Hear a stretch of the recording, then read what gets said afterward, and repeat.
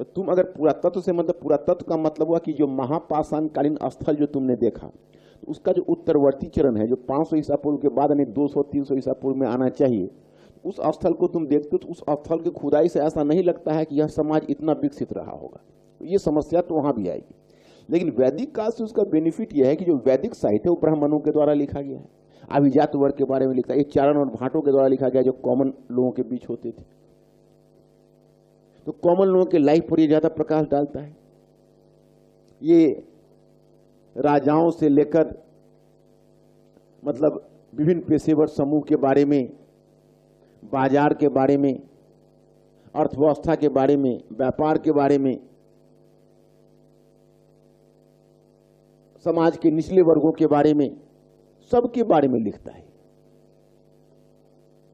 वेद नॉर्मेटिक text है। नॉर्मेटिक text में है कि वह वेद में वो बातें लिखी गई है जो ब्राह्मणों ने चाहा है समाज ऐसे हो, और संगम साहित्य में वो बातें लिखी गई है जो चारण और भाटों ने देखा है। ऑथेंटिसिटी तो इधर ज्यादा होगी ना, समझ रहे हो कि नहीं?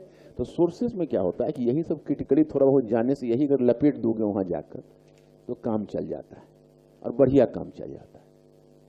इसलिए नहीं चलता कि यूनिवर्सिटी में तुमको भेज दिया जाए तो यूनिवर्सिटी वाले तुमसे और अपेक्षा करेंगे, यार यार तुम तो कुछ नहीं, तुमने ये नहीं लिखा, वो नहीं लिखा। यूपीएससी वाले को तो कोई मत, यूपीएससी वाले को तो जो आ जाता है वो समझता है कि धन्य हो, तो इतना कहां कौन लिख पा रहा है। तो इसमें जिसको तुम देखते हो कि जो हाईली प्रेज जिसका मार्क्स आता है यूपीएससी में, वही कॉपी को यूनिवर्सिटी में भेज दो ड्यू में, तो पता चला उसको काट वाट के 50% से नीचे कर देगा। क्योंकि दोनों का अपना अपना एक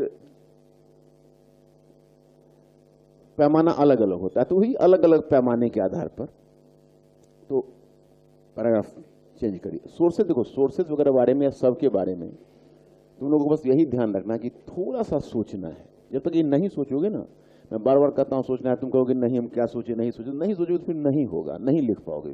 फिर हमारे सामने ये कहते हुए नहीं आना कि सर हमको दिक्कत हो रही है लिखने में, क्योंकि हम दिक्कत का निदान नहीं कर सकते। दिक्कत का निदान है बहुत ज्यादा मेहनत।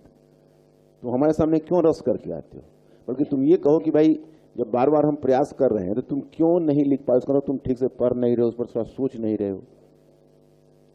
हर युग को मैं चेंजेस, इस संगम तो थोड़ा सा टेढ़ा जा रहा है ना, तो हर युग का चेंजेस तुमको मैं बताता चलता हूँ, इस युग से ये है।